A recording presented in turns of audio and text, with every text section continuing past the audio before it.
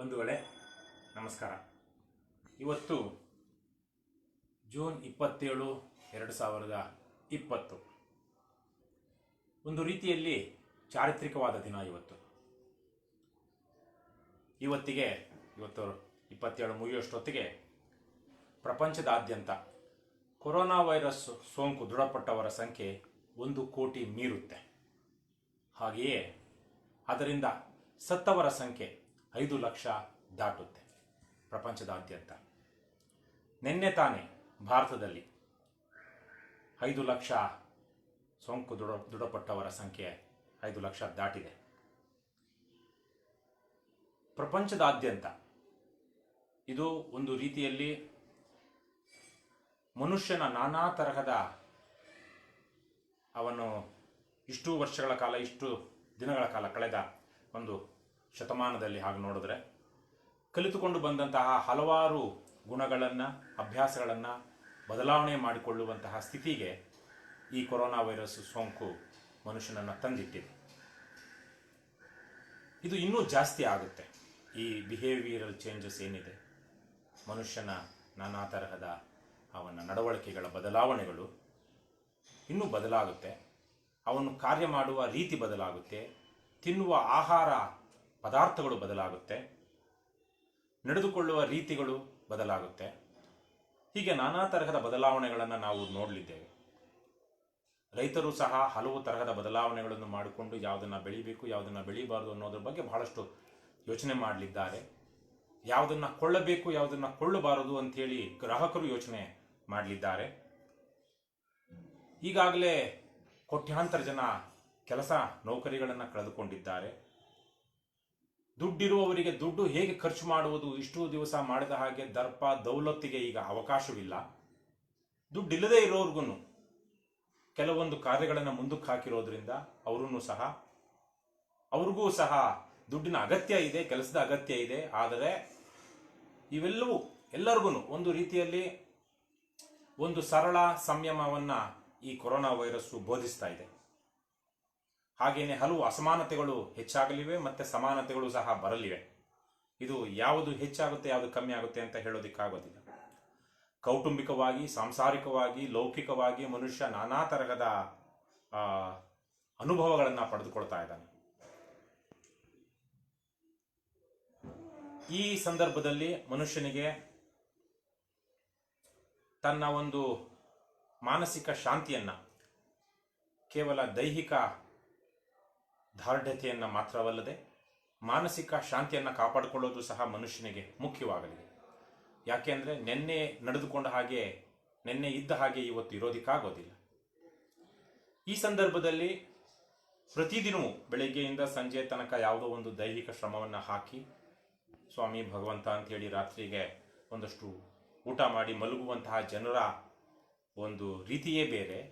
ಆದರೆ ದೈಹಿಕ ಶ್ರಮವನ್ನು ಹಾಕದೆ ಬೇರೆ ಬೇರೆ ತರಹದಲ್ಲಿ, ಅದು ಆರ್ಥಿಕತೆಗೆ ಇರಬಹುದು, ತನ್ನ ಜೀವನ ನಿರ್ವಹಣೆಗಿರಬಹುದು, ಬೇರೆ ಬೇರೆ ತರಹದ ಉದ್ಯೋಗ ಮಾಡ್ತಾ ಇರುವಂತಹ ಜನರಿಗೆ ಸಾಕಷ್ಟು ಸಮಯ ಇರುತ್ತೆ, ಯೋಚನೆ ಮಾಡ್ತಿರ್ತಾರೆ. ಅವರಿಗೆ ದೈಹಿಕವಾಗಿ ಅಷ್ಟು ಬಳಲಿರೋದಿಲ್ಲ.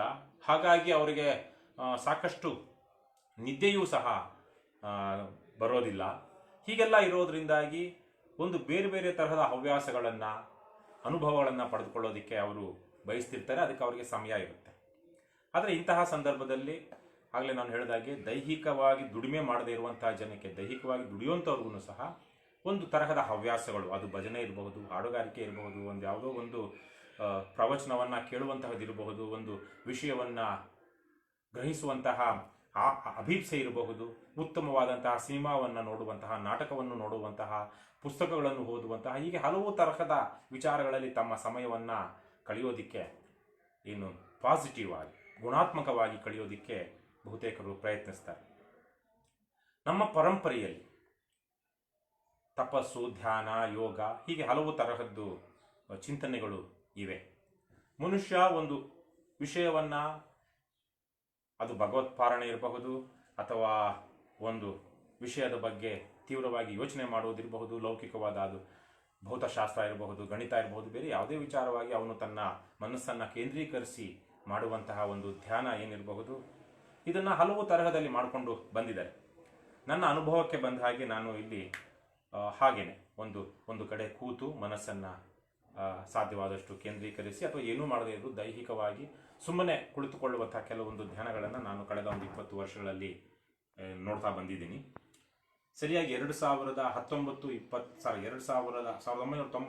2000 ಸಂದರ್ಭದಲ್ಲಿ 2000 ಇಸ್ವಿಯ ಸಂದರ್ಭದಲ್ಲಿ ನಾನು ನಮ್ಮ ಊರಿನಲ್ಲಿ ಬೊಮ್ಮಸಂದ್ರ ಆಣೆಕಲ್ ತಾಲೂಕಿನ ಚಂದ್ರಾಪುರದಲ್ಲಿ ಅಲ್ಲಿ ಒಂದಷ್ಟು ನನ್ನ ಸ್ನೇಹಿತರು ಪರಿಚಯ ಮಾಡಿಕೊಟ್ಟಿದ್ದಕ್ಕೆ ಸಿದ್ಧ ಸಮಾಧಿ ಯೋಗ ಅನ್ನುವಂತಹ ಒಂದು ತರಗತಿಗೆ ಹೋದೆ. SSY ಅವರು ನಡೆಸುವಂತಹ ಸಿದ್ಧ ಸಮಾಧಿ ಯೋಗ ಅನ್ನುವಂಥದ್ದು ಅದೊಂದು 14-15 ದಿವಸಗಳ ಕಾಲ ಪ್ರತಿ ಸಂಜೆ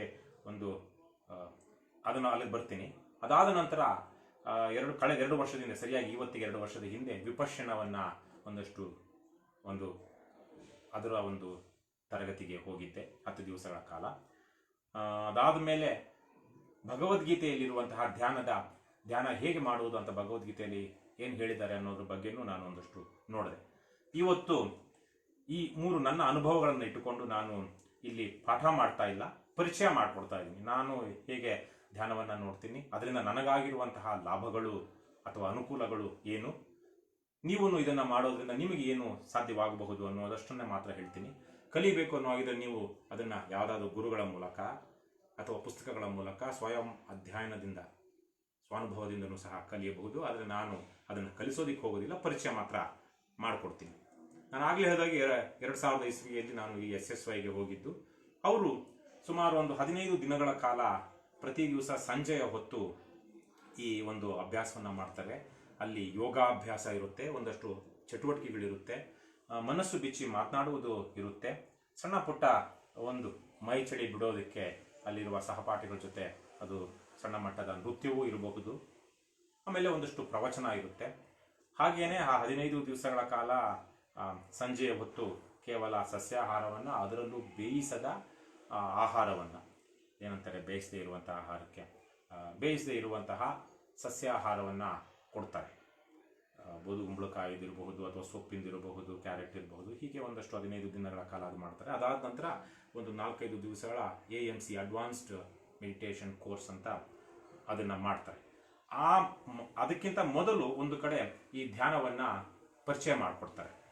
ಯಾವುದೋ ಶನಿವಾರ ಭಾನುವಾರ ಯಾವುದೋ ಒಂದು ಹಲವು ಊರುಗಳಿಂದ ಬಂದಿರುವಂತಹ ನನ್ನ ಅನುಭವವನ್ನು ಹೇಳ್ತಾ ಇದ್ದೀನಿ. ಅದು ಹಾಗೆಯೇ ಈಗಲೂ ನಡೀತಾ ಇದೆ ಅಂತ ಗೊತ್ತಿಲ್ಲ.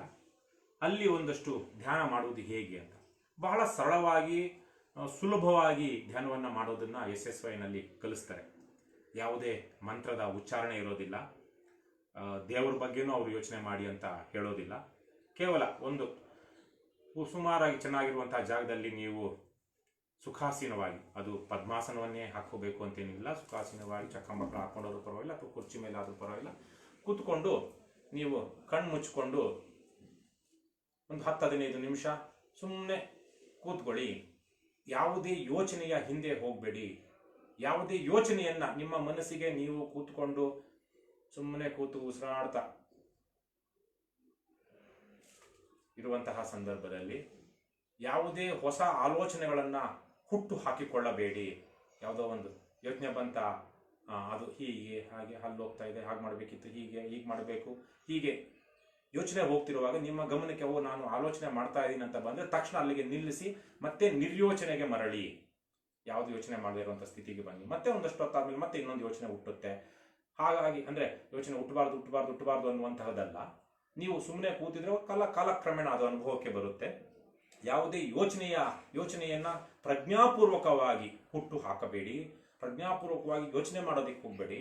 ನೀವು ಯಾವುದೋ ಒಂದು ವಿಷಯದಲ್ಲಿ ಆಲೋಚನೆಯನ್ನ ಮಾಡ್ತಾ ಇದ್ದರೆ ಆ ಆಲೋಚನೆಯನ್ನ ಬೆಳೆಸುವುದಕ್ಕೆ ಹೋಗಬೇಡಿ. ನಿಮ್ಮ ಗಮನಕ್ಕೆ ಬಂದ ತಕ್ಷಣ ಹೌದು ನಾನು ಯಾವುದನ್ನು ಈಗ ನಾನು ಇಷ್ಟೊತ್ತನ್ನು ಒಂದು ವಿಚಾರದ ಹಿಂದೆ ಹೋಗ್ತಾ ಇದ್ದೆ ಅಂದಾಗ ಅದನ್ನು ಅಲ್ಲಿಗೆ ತುಂಡರಿಸಿ ಮತ್ತೆ ವಾಪಸ್ಸು ನೀವು ಮತ್ತೆ ಯಾವುದೇ ಯೋಚನೆ ಇಲ್ಲದ ಸ್ಥಿತಿಗೆ ಬನ್ನಿ.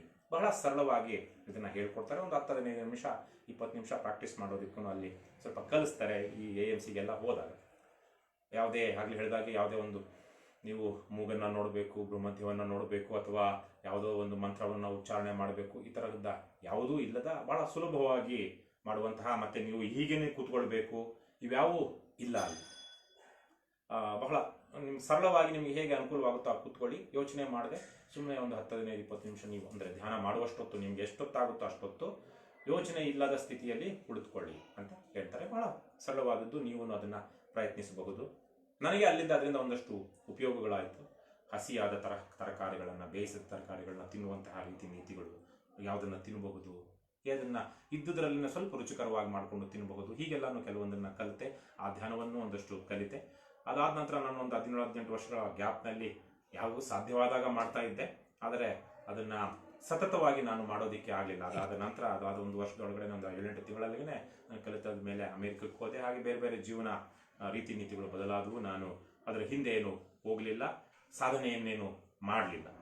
ಅಂದರೆ ಅದನ್ನು ಪಕ್ವ ಮಾಡಿಕೊಳ್ಳುವಂಥ ಯಾವುದೇ ಸಂದರ್ಭದಲ್ಲಿ. ಆದರೆ ಆಗಾಗ ನನಗೆ ಮನಸ್ಸಿಗೆ ಬಂದಾಗ ನಾನು ಎಲ್ಲಾದರೂ ಸರಿ ಒಂದು ಕಡೆ ಕೂತು ಮಾಡುವಂತಹ ಒಂದು ಹೇಗೆ ಮಾಡೋದು ಅನ್ನೋದು ಗೊತ್ತಿತ್ತು. ಅಪರೂಪಕ್ಕೆ ಒಂದೊಂದು ಸಲ ಅದನ್ನು ಮಾಡೋದಕ್ಕೆ ಪ್ರಯತ್ನಿಸ್ತಾ ಇದ್ದೆ, ನನ್ನ ಮಾನಸಿಕ ಮತ್ತು ಆ ಪರಿಸರದ ಸ್ಥಿತಿಗತಿಗಳ ಮೇಲೆ. ಎರಡನೇದಾಗಿ 2018ರಲ್ಲಿ ಜೂನ್ನಲ್ಲಿ ನಾನು ಜೂನ್ 18 ಅನಿಸುತ್ತೆ, 18ಕ್ಕೋ 19ಕ್ಕೋ ಈ ವಿಪಶ್ಯನ dhamma.org ಅಂತ ನಾನು ಈ ಲಿಂಕಲ್ಲೂ ಕೊಟ್ಟಿದ್ದೀನಿ. ಆ ಶ್ರೀ SN ಗೋಯಂಕ ಅವರು ಕಲಿಸುವಂತಹ, ಅವರು ಈಗ ತೀರ್ಕೊಂಡಿದ್ದಾರೆ, ಅವರು ಕಲಿಸುತ್ತಿರುವಂತಹ ಬುದ್ಧನ ವಿಪಶ್ಯನ ಒಂದು dhamma.org ಅವರು ನಡೆಸುವಂತಹ ಒಂದು ತರಗತಿಗೆ ಹೋಗಿದ್ದೆ. ಅಲ್ಲೊಂದು 10 ದಿನಗಳ ತರಗತಿ. ಅದು ಹೇಗಿರುತ್ತೆ ಏನಿರುತ್ತೆ ಅಂತ ಜಾಸ್ತಿ ನಾನು ಸೂಕ್ಷ್ಮವಾಗಿ ಪರಿಚಯ ಮಾಡಿಕೊಡೋದಕ್ಕೆ ಹೋಗೋದಿಲ್ಲ. ಒಟ್ಟಿನಲ್ಲಿ ಬಹಳ ಉತ್ತಮವಾದಂತಹ, ನನಗೆ ಬಹಳ ಅನುಕೂಲವಾದಂತಹ ಅಲ್ಲಿ ಒಂದು ಧ್ಯಾನವನ್ನು ಅಲ್ಲಿ ಕಲಿತೆ. ಅಲ್ಲಿ ನಿಮ್ಗೆ ಯಾವುದನ್ನು ಯಾರು ಏನು ಬಲವಂತ ಮಾಡೋದಿಲ್ಲ. ಕೆಲವೊಂದು ರೀತಿ ನೀತಿಗಳಿರುತ್ತೆ, ಕಟ್ಟುಪಾಡುಗಳು, ಚೌಕಟ್ಟುಗಳು ಇರುತ್ತೆ. ಆ ಚೌಕಟ್ಟಿನ ಒಳಗಡೆ ನೀವು ಇದ್ದರೆ ನಿಮಗೆ ಮಾತನಾಡಬೇಕು, ಯೋಗ ಮಾಡಬೇಕು, ಇನ್ನೊಂದು ಮಾಡಬೇಕು, ಯಾವುದೂ ಇಲ್ಲ. ದೈಹಿಕವಾಗಿ ಮತ್ತು ಮಾನಸಿಕವಾಗಿ ನಿಮ್ಮನ್ನು ಯಾವ ತರಹಕ್ಕೂ ನಿಮ್ಮ ಅಭಿವ್ಯಕ್ತಿಸಬೇಕು ಅಂತ ಹೇಳೋದಿಲ್ಲ. ಅವ್ರದ್ದೊಂದು 10 ದಿನಗಳ ಕಾಲ ಅದೊಂದು ಬೆಳಗ್ಗೆಯಿಂದ ರಾತ್ರಿಯ ತನಕ ಒಂದು ತರಗತಿಗಳು, ಅಭ್ಯಾಸಗಳು ಇರುತ್ತೆ. ಅದನ್ನು ಫಾಲೋ ಮಾಡೋದಕ್ಕೆ ಹೇಳ್ತಾರೆ. ಇದು ಬುದ್ಧ ಸುಮಾರು 2,500 ವರ್ಷಗಳ ಹಿಂದೆ ಬುದ್ಧ ಕಲಿಸಿದಂತಹದ್ದು ವಿಪಶ್ಯನ. ಅದನ್ನು ಅಂತ ಹೇಳಲಾಗುತ್ತೆ.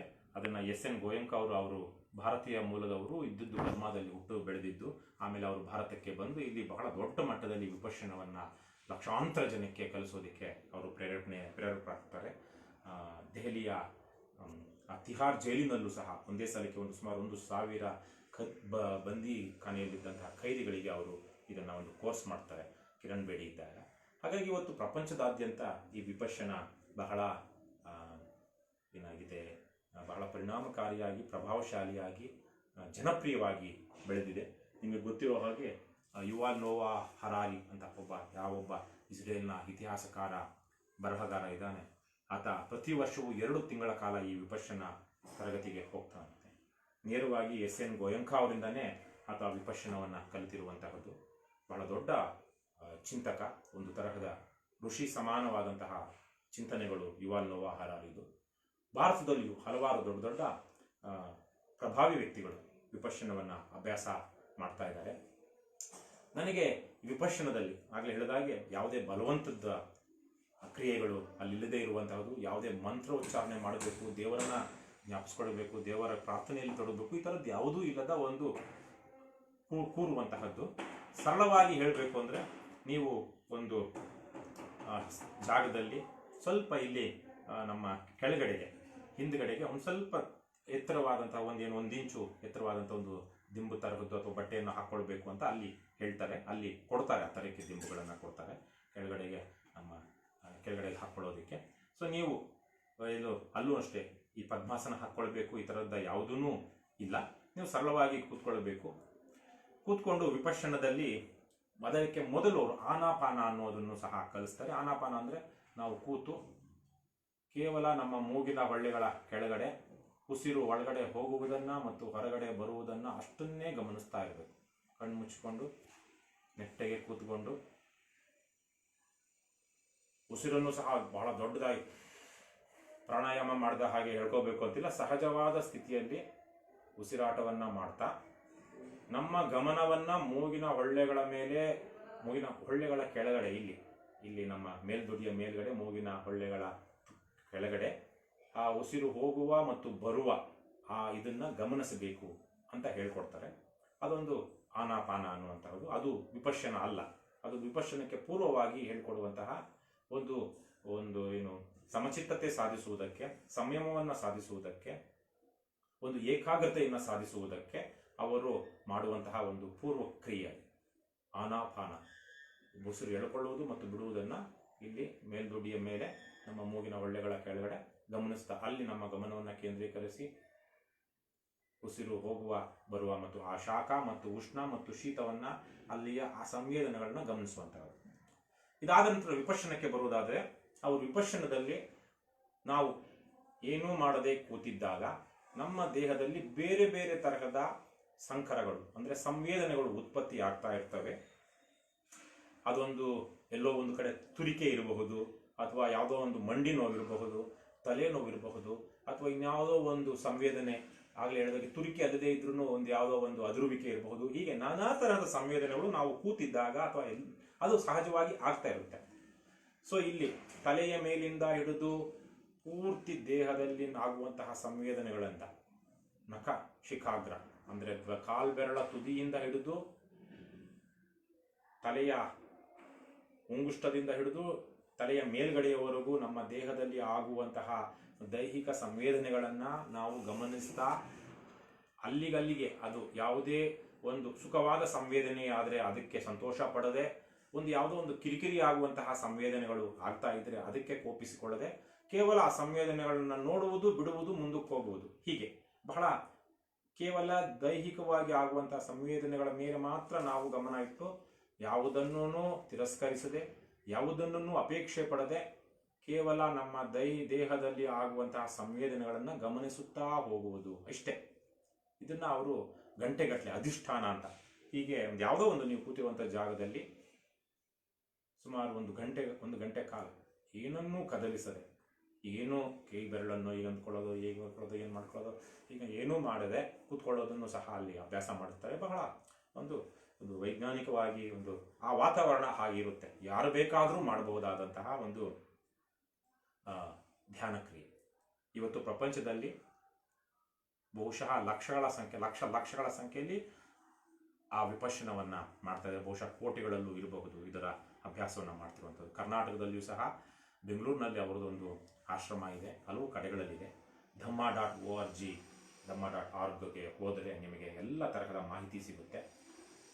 ಆಗಲೇ ಹೇಳಿದಾಗೆ ನಿಮಗೆ ಅಲ್ಲಿ ಹೋದಾಗ ವಿಪಶ್ಯನವನ್ನು ಕಲಿಯೋದಿಕ್ಕೆ ಅಂತ ನೀವು 10 ದಿವಸಗಳ ಕೋರ್ಸ್ಗೆ ಹೋದಾಗ ಯಾವುದೇ ತರಹದ ಮುಜುಗರವಾಗದಂತಹ, ನೀವು ಎಷ್ಟೇ ಸಂಕೋಚ ಪ್ರವೃತ್ತಿಯವರಾಗಿದ್ರೂ, ಒಂದು ರೀತಿಯಲ್ಲಿ ಜನರೊಂದಿಗೆ ಬೆರೆಯೋದಿಕ್ಕೆ ಇಷ್ಟವಲ್ಲದೇ ಇದ್ರೂ ಅಥವಾ ಬೆರೆಯೋದಿಕ್ಕೆ ಇಷ್ಟ ಇದ್ರೂ, ಬೇರೆ ಬೇರೆ ತರಹದ ಯಾವುದೇ ತರಹದ ಮನಪ್ರವೃತ್ತಿ ಇರುವಂಥವ್ರಿಗೂ ಸಹ ಅಲ್ಲಿ ಯಾವುದೇ ತರಹದ ಸಂಕೋಚ ಬಿಡೆ ಆಗದ ರೀತಿಯಲ್ಲಿ ಅದನ್ನು ವಿಪಶ್ಯನವನ್ನು ಕಲಿಸ್ತಾರೆ. ಹಾಗಾಗಿ ದಯವಿಟ್ಟು ಬುದ್ಧನ ಈ ವಿಪಶ್ಯನ ಏನಿದೆ ಇದನ್ನು dhamma.org ಅವರು SN ಗೋಯಂಕಾ ಅವರು ಕಲಿಸಿರುವಂತಹ ಅವರು ಒಂದು ಹಾಕಿಕೊಟ್ಟಿರುವಂತಹ ಪರಂಪರೆಯಲ್ಲಿ ಬರ್ತಾ ಇರುವಂತಹ ಆ ವಿಪಶ್ಯನವನ್ನು ಕಲಿಯಿರಿ ಅಂತ ನಾನು ಕೇಳ್ಕೊಳ್ತೀನಿ.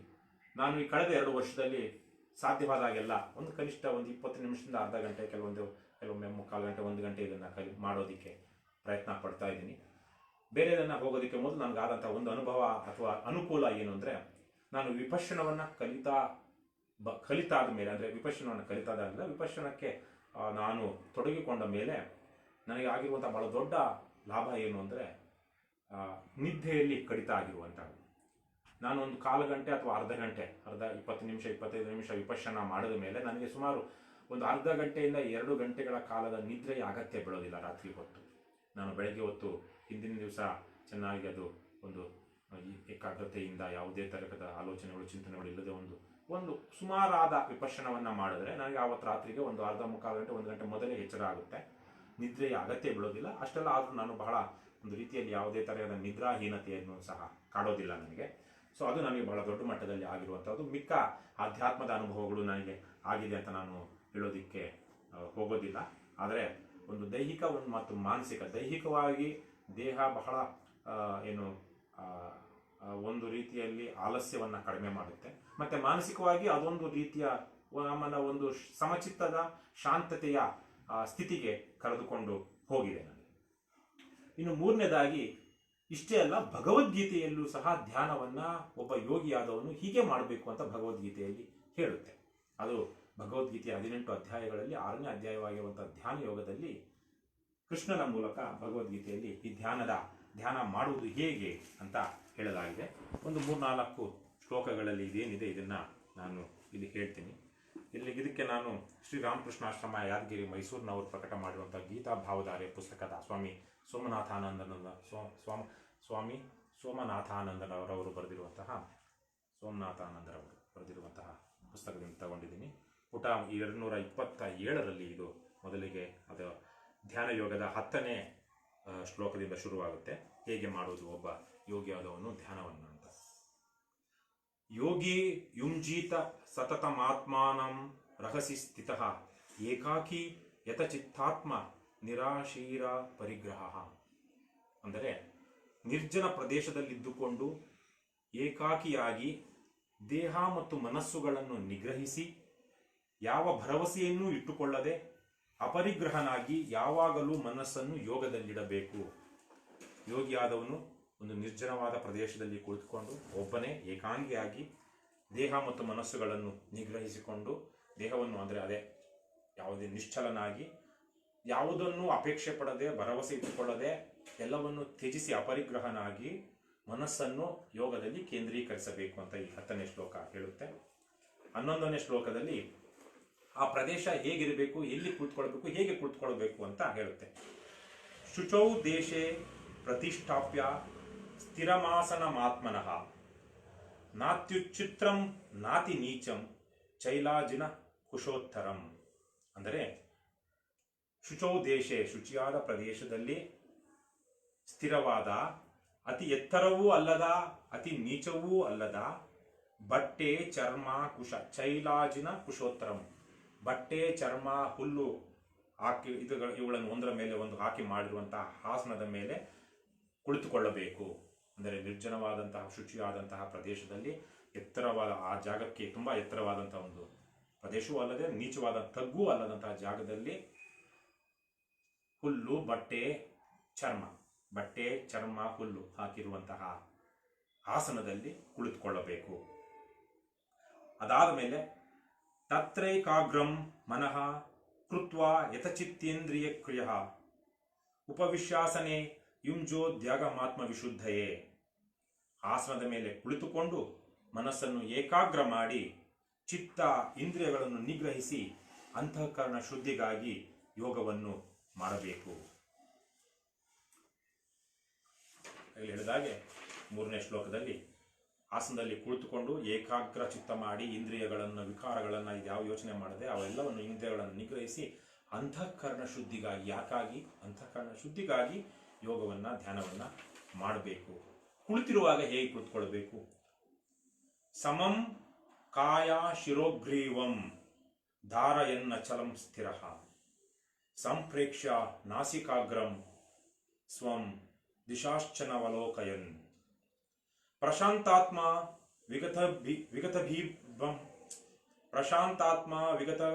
ವಿಗತಭೀರ್ಬ್ರಹ್ಮಚಾರಿವ್ರತೆ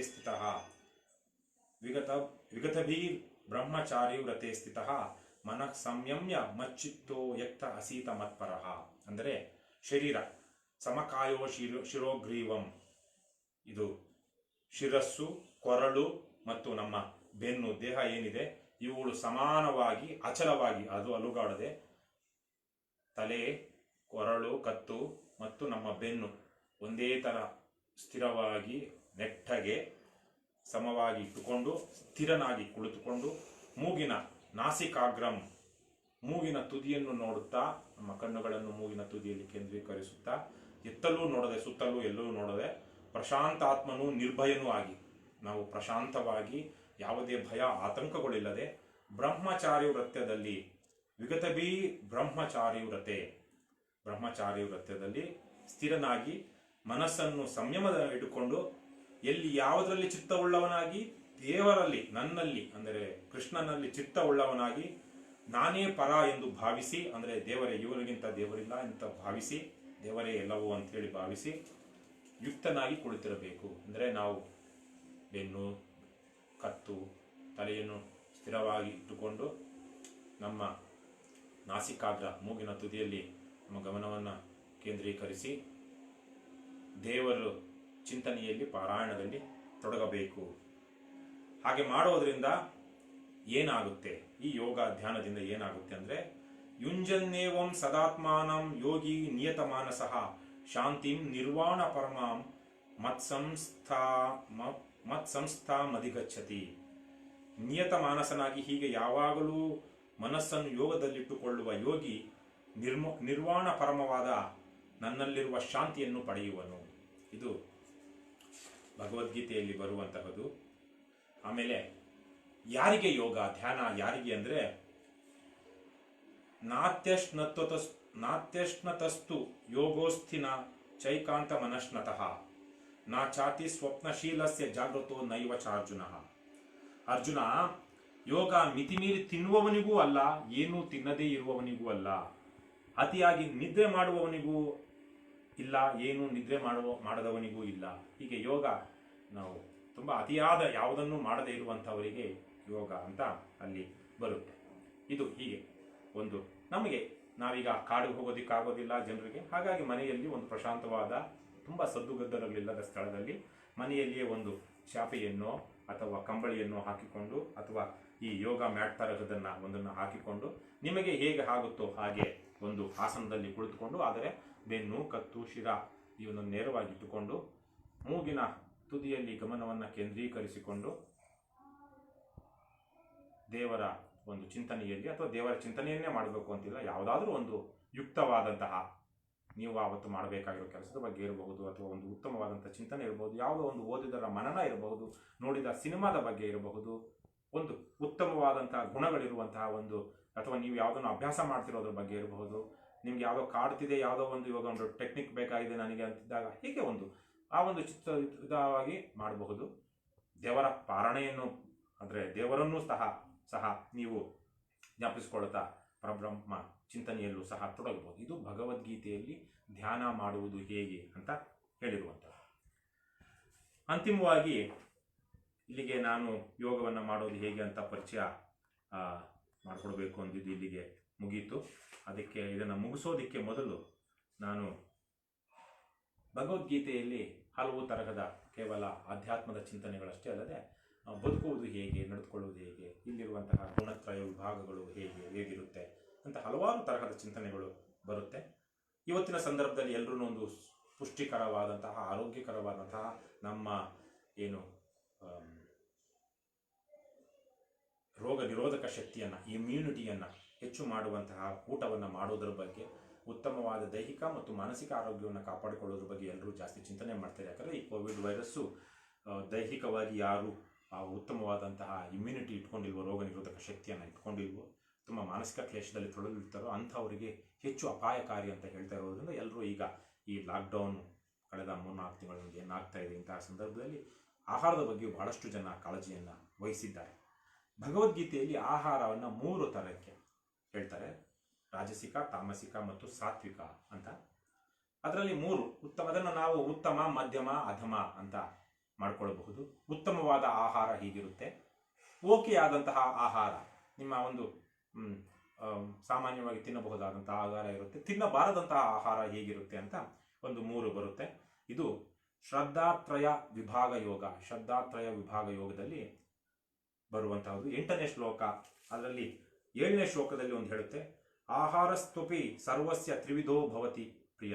ಅಂದರೆ ಆಹಾರದಲ್ಲಿ 3 ವಿಧವಾದ ಇಷ್ಟ, ಪ್ರಿಯವಾದದ್ದು 3 ರೀತಿಯಲ್ಲಿ ಇಷ್ಟವಾಗಿರುತ್ತೆ ಅಂತ ಕೃಷ್ಣ ಹೇಳ್ತಾನೆ. ಮೊದಲನೇದಾಗಿ ಆಯುಸ್ಸತ್ವ ಬಲಾರೋಗ್ಯ ಸುಖ ಪ್ರೀತಿ ವಿವರ್ಧನ ರಸ್ಯಾಹ ಸ್ನಿಗ್ಧಾಹ ಸ್ಥಿರ ಹೃದಯ ಆಹಾರ ಸಾತ್ವಿಕ ಪ್ರಿಯ.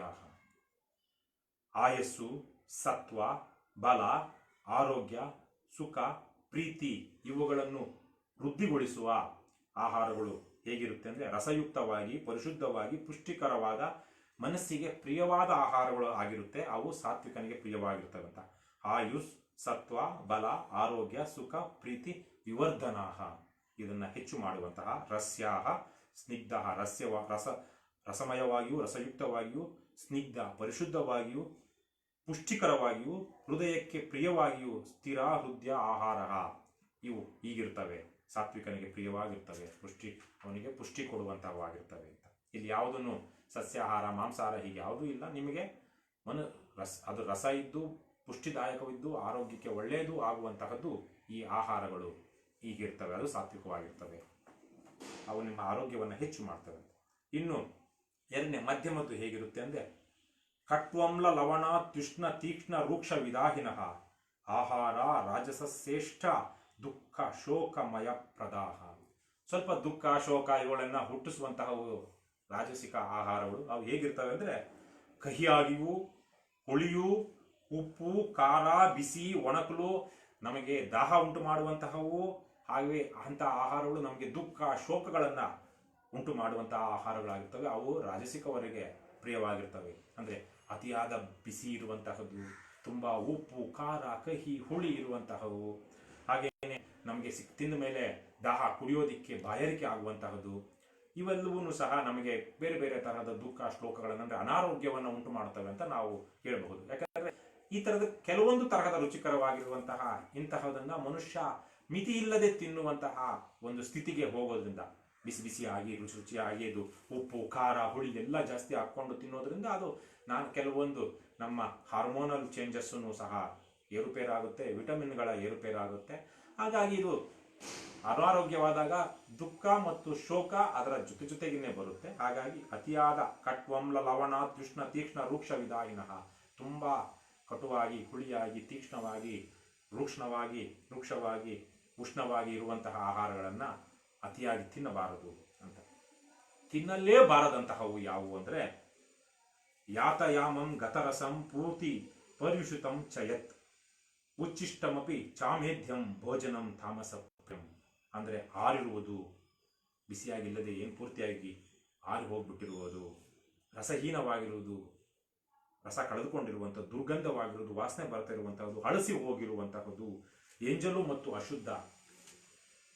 ಉಚ್ಚಿಷ್ಟಮಪಿ ಚಾಮೇಧ್ಯಂ, ಅಮೇಧ್ಯಂ ಚ ಉಚ್ಚಿಷ್ಟಂ ಅಂದರೆ ಎಂಜಲಾಗಿರುವಂತಹದ್ದು, ಅಮೇಧ್ಯವಾಗಿರುವಂತಹದ್ದು, ಇಂತಹವು ಏನು ತಾಮಸರಿಗೆ ಪ್ರಿಯ ಅಂದರೆ ತಿನ್ನಬಾರದಂಥವರಿಗೆ, ಜೀವನದ ಬಗ್ಗೆ ಉತ್ಸಾಹ ಇಲ್ಲದವರಿಗೆ, ಜೀವನವನ್ನು ಒಂದು ಉತ್ತಮವಾಗಿ ಕಳೆದೇ ಇರುವಂತಹವರಿಗೆ ಇಂತಹ ರುಚಿ ಇಲ್ಲದ ತಿನ್ನಬಾರದಂತಹ ಹಳಸಿ ಹೋಗಿರುವಂತಹ ಆಹಾರಗಳು ಇಷ್ಟವಾಗ್ತವೆ. ಸೊ ಹಾಗಾಗಿ ನಾನು ಅಲ್ಲಿಗೆ ನಿಲ್ಲಿಸ್ತೀನಿ. ಕೊನೆಯದಾಗಿ ಈ ಆಹಾರದ ಬಗ್ಗೆ ಹೇಳಿದ್ರಿಂದಾಗಿ ನನ್ನ ನಿಮ್ಮ ಸರ್ವರ ಪೂರ್ವಿಕರು ಸಹ ಮಾಂಸಾಹಾರಿಗಳಾಗಿದ್ದವರು.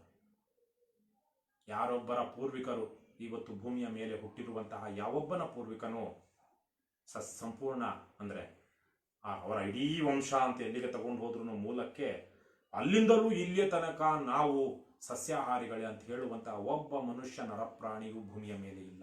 ಮನುಷ್ಯನ ಪ್ರತಿಯೊಬ್ಬ ಪೂರ್ವಿಕನೂ ಎರಡು ಉಭಯ ಆಹಾರ್ಯ, ಸಸ್ಯಾಹಾರ ಮತ್ತು ಮಾಂಸಾಹಾರವನ್ನು ಸೇವಿಸ್ತಾನೆ ಬಂದಂಥವು. ಸುಮಾರು 250, 3,000, 3 ಲಕ್ಷ ವರ್ಷಗಳ ಹಿಂದೆ ಮನುಷ್ಯನ ವಿಕಾಸವಾಗ್ತಾ ಹೋಗ್ತಿದ್ದಾಗೆ ಮನುಷ್ಯ 40-50 ಸಾವಿರ ವರ್ಷಗಳ ಹಿಂದೆ ಭೂಮಿಯ ವಿವಿಧ ಭಾಗಗಳಿಗೆ ಆಫ್ರಿಕಾದಿಂದ ಅವನ ಚಲನೆ ಆರಂಭವಾಗುವ ಆದಾಗಲೂ ಸಹ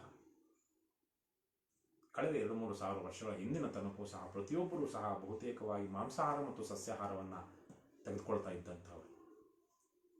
ಯಾವಾಗ ಒಂದು 10,000 ವರ್ಷಗಳ ಹಿಂದೆ ಮನುಷ್ಯನ ವಿಕಾಸ ಪಥದಲ್ಲಿ ಇವತ್ತಿನ ಇರಾಕ್ ಮೆಸೊಪೊಟೇಮಿಯಾ ಜಾಗದಲ್ಲಿ ಬಹಳ ಸಮೃದ್ಧವಾದ ಸಂಪದ್ಭರಿತವಾದಂತಹ ಹಾಗೇನೆ ಏನೊಂದು ಭೂಮಿ ಫಲವತ್ತಾದ ಭೂಮಿಯಲ್ಲಿ ಮನುಷ್ಯ ಕೃಷಿಯನ್ನ ಮಾಡೋದಕ್ಕೆ ತೊಡಗಿದ ಮೇಲೆ ಆಹಾರವನ್ನು ಬೆಳೆಯುವಂತಹ, ಅದನ್ನು ಶೇಖರಿಸಿಕೊಳ್ಳುವಂತಹ ಒಂದು ಜ್ಞಾನವನ್ನು ಮನುಷ್ಯ ಪಡೆದುಕೊಂಡ ಮೇಲೆ ಸಸ್ಯಾಹಾರವನ್ನು ಹೆಚ್ಚು ಮನುಷ್ಯ ಬೆಳೀತಾ ಹೋಗ್ತಾನೆ. ಮಾಂಸಾಹಾರದ ಮೇಲೆ ಅವಲಂಬನೆ ಕಡಿಮೆ ಆಗ್ತಾ ಹೋಗುತ್ತೆ. ಯಾಕಂದರೆ ಮಾಂಸ 1 ದಿವಸ 2 ದಿವಸ 3 ದಿವಸ ಆಗೋಷ್ಟೊತ್ತಿಗೆ ಕೊಳತೋಗುತ್ತೆ. ಅದನ್ನು ಯಾವುದೇ ಒಂದು ಪ್ರಾಣಿಯನ್ನು ಕತ್ತರಿಸಿದ ಮೇಲೆ ಸಹಜವಾದಂತಹ ವಾತಾವರಣದಲ್ಲಿ 1 ದಿವಸ ಅಥವಾ 1ನೇ ದಿವಸ ಅಥವಾ 2ನೇ ದಿವಸಕ್ಕೆಲ್ಲ ಕೊಳೆಯುತ್ತೆ. 1 ದಿವಸಕ್ಕೆಲ್ಲ ಸಂಜೆ ಒಳಗಡೆ ನೀವು ಮಾಡಲಿಲ್ಲ ಅಂದರೆ ಆ ಉಷ್ಣತೆಯ ಆಧಾರದ ಮೇಲೆ ಮಾಂಸ ಕೊಳೆಯೋದಕ್ಕೆ ಆರಂಭಿಸುತ್ತೆ. ಹಾಗಾಗಿ ಕೊಳೆಯದ ಒಂದು ರೀತಿಯಲ್ಲಿ ದೀರ್ಘಕಾಲೀನವಾಗಿ ಬರುವಂತಹ ಬೇಳೆ ಕಾಳು ದವಸ ಧಾನ್ಯಗಳನ್ನು ಮನುಷ್ಯ ಉತ್ಪತ್ತಿ ಮಾಡೋದು ಬೆಳೆಯೋದಕ್ಕೆ ಕಲಿತ ಮೇಲೆ ಹೆಚ್ಚೆಚ್ಚು ಸಸ್ಯಾಹಾರಿ ಆಗ್ತಾ ಹೋಗ್ತಾನೆ. ಇವತ್ತಿನ ಸಂದರ್ಭದಲ್ಲಿ ಮನುಷ್ಯ ಮಾಂಸಾಹಾರಿಯಾಗಿಯೇ ಇರುವಂತಹದ್ದು ಅಷ್ಟು ಅಪೇಕ್ಷಣೀಯ ಅಲ್ಲ ಅಂತ ನನ್ನ ಭಾವನೆ. ಯಾಕೆಂದರೆ ಇವತ್ತು ಬಹುತೇಕವಾಗಿ ಮನುಷ್ಯ ತಿನ್ನುವುದಕ್ಕಾಗಿಯೇ ಕುಕ್ಕಟೋದ್ಯಮ ಅಂದರೆ ಕೋಳಿ ಸಾಕಾಣಿಕೆ, ಕುರಿ ಸಾಕಾಣಿಕೆ, ಪಶು ಸಾಕಾಣಿಕೆ, ದನದ ಸಾಕಾಣಿಕೆ, ಹೀಗೆ ಬೇರೆ ತರಹದ ಮಾಂಸವನ್ನು ಉತ್ಪತ್ತಿ ಮಾಡೋದಕ್ಕೇ ಕೆಲವೊಂದನ್ನು ಮಾಡ್ತಾ ಇದ್ದಾನೆ. 1 kg ಮಾಂಸವನ್ನು ಉತ್ಪತ್ತಿ ಮಾಡಬೇಕು ಅಂದರೆ ಅದಕ್ಕೆ ಬಹಳಷ್ಟು ಸಂಪನ್ಮೂಲಗಳು ವ್ಯಯ ಆಗ್ತವೆ. ಅಷ್ಟೇ ಸಂಪನ್ಮೂಲಗಳಲ್ಲಿ ಒಂದು ದಿವಸದ ಮಾಂಸಾಹಾರಕ್ಕೆ ಬೇಕಾದಂತಹ ಹಣ ಮತ್ತು ಅದಕ್ಕೆ ತಗಲುವಂತಹ ಇತರ ನೈಸರ್ಗಿಕ ಸಂಪನ್ಮೂಲಗಳನ್ನು ನಾವು ಸಸ್ಯಾಹಾರಕ್ಕೆ ಬಳಸಿದರೆ ಸುಮಾರು 4-5 ದಿನಗಳ ಕಾಲ ತಿನ್ನುವಷ್ಟು ನಾವು ಅದನ್ನು ಬೆಳೆಯಬಹುದು, ಶೇಖರಿಸಿಟ್ಟುಕೊಳ್ಳಬಹುದು. ಹಾಗಾಗಿ ಮಾಂಸಾಹಾರ ಇವತ್ತಿನ ಗ್ಲೋಬಲ್ ವಾರ್ಮಿಂಗ್, ಜಾಗತಿಕ ಉಷ್ಣತೆ ಹೆಚ್ಚಾಗ್ತಿರುವಂತಹ ಸಂದರ್ಭದಲ್ಲಿ, ಭೂಮಿಯ ಉಷ್ಣತೆ ಹೆಚ್ಚಾಗಿ ಅದು ಹಲವು ತರಹದ ಉತ್ಪಾತಗಳಿಗೆ, ಅಲ್ಲೋಲ ಕಲ್ಲೋಲಗಳಿಗೆ, ಅನಿರೀಕ್ಷಿತವಾದ ಬರ ಮತ್ತು ಪ್ರವಾಹಗಳಿಗೆ, ಏನಂತಾರೆ ಅಕಾಲ ವೃಷ್ಟಿ, ಅತಿವೃಷ್ಟಿ, ಅನಾವೃಷ್ಟಿಗಳಿಗೆ ಕಾರಣವಾಗುವಂತಹದನ್ನು ನಾವು ನೋಡ್ತಾ ಇದ್ದೀವಿ ಈ ಗ್ರೀನ್ ಹೌಸ್ ಗ್ಯಾಸಸ್ ಎಮಿಷನ್ನಿಂದಾಗಿ. ಅದಕ್ಕೆ ಒಂದು ದೊಡ್ಡ ಮಟ್ಟದ ಒಂದು ಪಾಸಿಟಿವ್ ಲೂಪ್ ಬ್ಯಾಕ್ ಏನಾಗ್ತಿದೆ ಅಂದರೆ ಮಾಂಸೋತ್ಪಾದನೆ ಆಗ್ತಾ ಇದೆ. ಇಂಡಸ್ಟ್ರಿಯಲೈಸ್ಡ್ ಮೀಟ್ ಪ್ರೊಡಕ್ಷನ್, ಕಾರ್ಖಾನೆಗಳ ರೀತಿಯಲ್ಲಿ ಆಹಾರ ಉತ್ಪಾದನೆ ಆಗ್ತಿರುವಂಥದ್ದು. ಹಾಗಾಗಿ ಅದು ಜಾಗತಿಕವಾಗಿ ಮನುಷ್ಯರಿಗೆ ಅದು ಬಹಳಷ್ಟು ಕಷ್ಟಗಳನ್ನು ಉಂಟು ಮಾಡಲಿದೆ. ಈ ನಿಟ್ಟಿನಲ್ಲಿ ನೀವು ದಯವಿಟ್ಟು ಸಾಧ್ಯವಾದಷ್ಟು ಮಾಂಸಾಹಾರವನ್ನು ಕಡಿಮೆ ಮಾಡ್ಕೊಳ್ಳಿ. ಮಾಂಸಾಹಾರವನ್ನು ಬಿಡಿ, ಅದು ತಪ್ಪು ಅಂತ ನಾನು ಹೇಳ್ತಾ ಇಲ್ಲ, ಪೂರ್ತಿಯಾಗಿ ಬಿಟ್ಬಿಡಿ ಅಂತ. ಸಾಧ್ಯವಾದಷ್ಟು ಸ್ಥಳೀಯವಾಗಿ, ನಿಮ್ಮ ಸ್ಥಳೀಯವಾಗಿ ಸಿಗುವಂತಹ ಮನೆಗಳ, ಊರುಗಳ ಸುತ್ತಮುತ್ತ ಸಿಗುವಂತಹ ನಾಟಿ ಕೋಳಿ ಇರಬಹುದು ಅಥವಾ ಕುರಿ ಇರಬಹುದು, ಮಾಂಸಾಹಾರಿಗಳು ತಿನ್ನುವಾಗಿದ್ದರೆ ಅದನ್ನು 15 ದಿವಸ ಅಥವಾ 1 ತಿಂಗಳಿಗೆ ತಿನ್ನಿ. ಮಕ್ಕಳಿಗಿದ್ದರೆ ಮಾತ್ರ ಸ್ವಲ್ಪ ಮೊಟ್ಟೆ, ಮೀನು, ಮಾಂಸ ಈ ಥರದನ್ನು ಮಕ್ಕಳಿಗೆ ಸ್ವಲ್ಪ ಅವರು ಬೆಳೀತಿರೋ ಮಕ್ಕಳಿಗೆ ಕೊಡೋದು ತಪ್ಪಲ್ಲ. ಆದರೆ ಪ್ರತಿ ದಿವಸ ತಿಂತೀನಿ, ವಾರಕ್ಕೆ 2 ಸಲ 3 ಸಲ ತಿಂತೀನಿ, ಇವೆಲ್ಲವೂ ಸಹ ಅದೊಂದು ರೀತಿಯಲ್ಲಿ, ಅದು ಆಗಲೇ ಹೇಳಿದಾಗೆ ಮನುಷ್ಯನಿಗೆ ದುಃಖ ಮತ್ತು ಶೋಕಗಳನ್ನು ಉಂಟು ಮಾಡುವಂಥದ್ದು. ಹಾಗಾಗಿ ದಯವಿಟ್ಟು ಮಾಂಸಾಹಾರವನ್ನು ಪೂರ್ತಿ ತ್ಯಜಿಸಿ ಅಂತ ಹೇಳೋದಿಲ್ಲ, ಸಾಧ್ಯವಾದಷ್ಟು ಕಡಿಮೆ ಮಾಡಿಕೊಳ್ಳಿ ಅಂತ ಹೇಳ್ತಾ, ಏನೇ ಆಗಲಿ ಒಳ್ಳೆಯದನ್ನೇ ಮಾಡುತ್ತಲಿರಿ.